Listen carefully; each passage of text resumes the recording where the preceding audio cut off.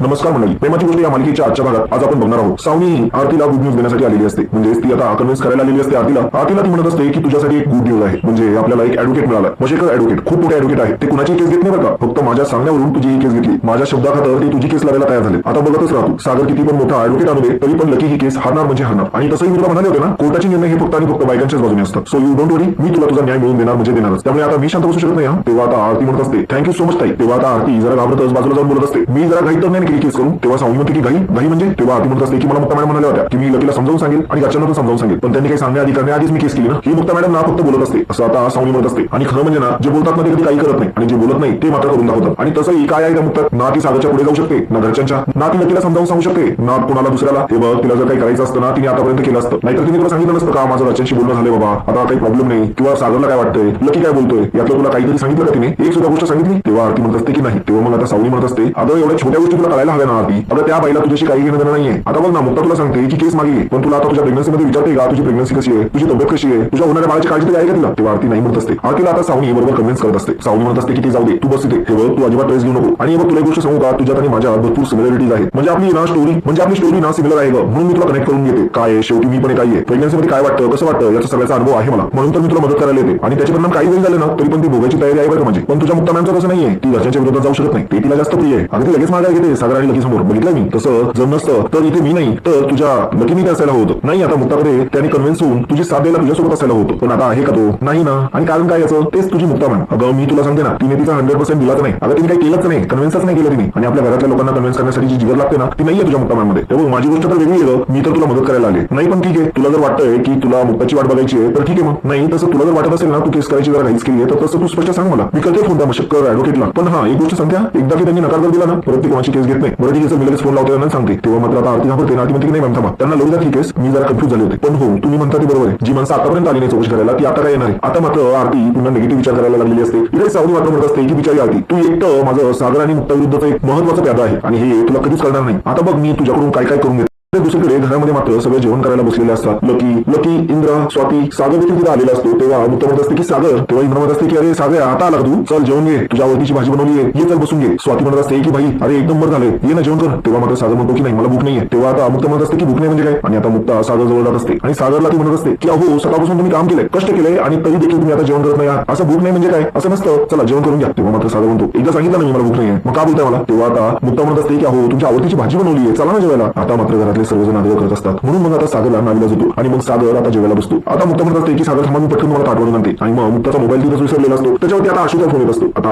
कोमल म्हणत असते अगं मुक्ता वहिनी तुझा फोन असतो. तेव्हा मात्र आता सागरचं लक्ष मोबाईलवरती जातं. मोबाईलमध्ये नाव बघतो तर ते आशूचं असतं. आता मात्र सागरचा पुन्हा पारा चढलेला असतो. आणि मग आता मुक्ता तिकडे पुन्हा इकडे येते आणि मोबाईल घेऊन जात बोलत असते त्याच्याशी. तेव्हा आशू म्हणत असतो की अगं मुक्ता. तेव्हा मुक्ता म्हणत असते की आशू जर सगळेजण जेवायला बसलेत ना त्याच्यामुळे मी जेवायला वाढते, मी करते तुला थोडं 5 मिनिटात कॉल. तेव्हा मात्र आशू म्हणत असतो की नाही मला तुझ्याशी लगेच बोलायचंय. तेव्हा मात्र आता मुक्ता म्हणत असते नाही आशू मी नंतर करते. आणि तसं म्हणून आता ती फोन कट करून टाकते. आता इकडे मात्र सागर डोकं चढलेलं असतं. सागरला आता प्रचंड राग येत असतो. आता आशू मात्र काही थांबायला तयारच नसतो. आशू लगेच दुसरा कॉल करतो. आता जेवणामध्ये मात्र सगळे बिझी झालेले असतात. सागरला ताट वाढण्यासाठी गेलेली मुक्ता मात्र आता आशूशी बोलत असते. हे सगळं आता मात्र सागरला सहन होण्याच्या पलीकडे असतं. आता मुक्ता म्हणत असते की अरे आशू काय हे, अरे मी जेवण वाढते तुला बोलले ना नंतर करते. तेव्हा आता आशू म्हणत असतो की मी जर तुला असं इमिडिएटली फोन करतोय तर नक्कीच काहीतरी महत्वाचं असेल ना, प्लीज बोल ना माझ्याशी, मला काहीतरी महत्वाचं सांगायचं तुला. आता मुक्ता म्हणत असते की अरे काय चाललंय तुझं, अरे जेवण वाढून झाल्यानंतर करते ना मी. तेव्हा मात्र आशू म्हणत असतो की पूर्वी तू करायची ना, मी जेव्हा फोन करत बोलायची ना माझ्याशी. तेव्हा मात्र आता मुक्ता म्हणत असते की पूर्वीची गोष्ट वेगळी होती आशू. आता मात्र इकडे सावनी म्हणत असते की सागर आधीच त्या ब्रेसलेटमुळे चिडलाय आणि आता या आशूने नको त्या वेळी फोन केला आणि सागरच्या मनात पेटलेली आग मुक्तापर्यंत पोहोचतच नाहीये. कमावून सावनी आधी तेल होतायची हीच योग्य वेळ आहे. आता मुद्दाम सागरला सावनी म्हणत असते सहनही होत नाही आणि सांगताही येत नाही. मुद्दाम आता सावनी म्हणते की भूक आहे भूक. अरे तुझं ताट बनवायला तुझ्या बायकोकडे वेळ नाही ना, थांब मी 1 मिनिट तुझं ताट बनवून आणते. असं म्हणत आता सावनी उठते आणि ताट बनवायला जाते. आता मात्र सागरच उठून तिथून निघून जातो. सागर काय आता सावनीच्या हातचा देखील त्याला खायचं नसतं. इकडे मात्र मुक्ताचा फोन सुरू असतो. आता मुक्ताला कळतं की सागर निघून चाललाय, सगळं ओरडतात. त्यामुळे आता मुक्ता तिथे येते तर सागरही तिथून गेलेला असतो. तेव्हा इंद्र म्हणत असते की अगं एवढा वेळ आला तू ताट आणायला, तू गेला पण. मुक्ता म्हणत असते की मी बघते थांबा आणि असं म्हणत असते. आता सागर मागे गेलेली असते. आता सागर मात्र लगेच झोपायची तयारी करायला लागलेला असतो रूममध्ये. आता मुक्ता पाठीमागून येते. एकदम म्हणत असते की सागर असं काय झालं, तुम्ही लगेच निघून आलात. सागर म्हणत असतो की चला जाऊ मला झोप आली म्हणून आलो मी. मुक्ता आता सागरची काळजी करत असते. म्हणत असते की तुमचं पोट पण भरलेलं नाहीये. तेव्हा सागर म्हणत असतो की अहो भरलं माझं पोट. आणि असं म्हणून लगेच त्यांनी झोपायला घेतलेलं असतं आणि लगेच अंगावरून ब्लँकेट वगैरे घेतलेलं असतं. मुक्ता आता सागरला म्हणत असते की नाही जर झोप लागली आणि जर तुम्हाला असं वाटलं की पोटामध्ये भूक आहे तर सांगा मला, मी आणते तुमच्यासाठी ताट. आता मात्र मुक्ता सागरकडेच बघत असते. सागर मात्र खूपच रागवलेला असतो. आता मुक्ताचा नावीला जातो. आता ती सागरलाही काही म्हणू शकत नसते आणि आता सागरलाही देखील मुक्ताशी बोलायचं नसतं. सागरच्या मनात तो गैरसमज झालेला असतो आणि आता सावनीने चांगलाच बॉम्ब लावून दिलेला असतो आणि आता देखील सावनीने काही तो चान्स सोडलेला नसतो. पुन्हा यांच्यामध्ये वाद निर्माण करण्यासाठी तिनेच प्रयत्न केलेला असतो. आता मुक्ता इकडे पुन्हा एकदा किचन मध्ये आलेली असते. किचन मध्ये आल्यानंतर ती आता आशूला फोन लावते आणि म्हणते की बोल काय बोलत होता. तेव्हा मात्र आशू म्हणत असतो की अगं डॉग मी तुला डिस्टर्ब केलं खरं सॉरी, परंतु विषय तेवढा गंभीर आहे. खरं मला माझ्या सोर्सेस कडून कळलंय आरती तिच्या केसच्या संदर्भात खूप मोठ्या वकिलाला भेटली आणि आता तो वकील तिची केस लढणार आहे. तेव्हा मुक्ता म्हणते की म्हणजे कोण वकील. तेव्हा आशू सांगत असतो की आहे एक सिनियर वकील, सक्सेस रेट 97%. पण आश्चर्याची गोष्ट ही नाही आहे की तो वकील हुशार आहे, बरोबर त्याची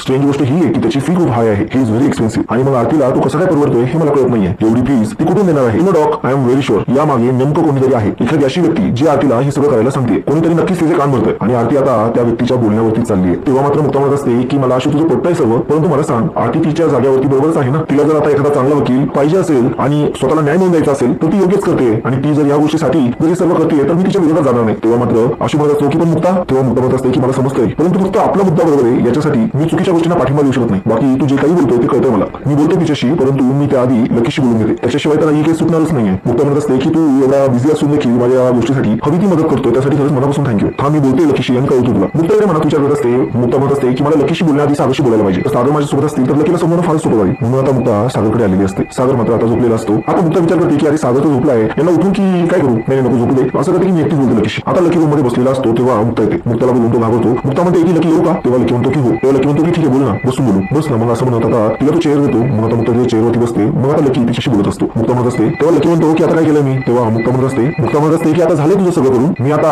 कोमलबद्दल बोलायला आले होते, परंतु काळजी वाटायला लागली मला तिची. आता हुशार आहे ती, पण जर उद्या जाऊन जर कोणाच्या प्रेमात पडली एखाद्या चुकीच्या व्यक्तीच्या आणि काही चुकीचं पाऊल उचलून बसली तर. तेव्हा मात्र लकी म्हणत असतो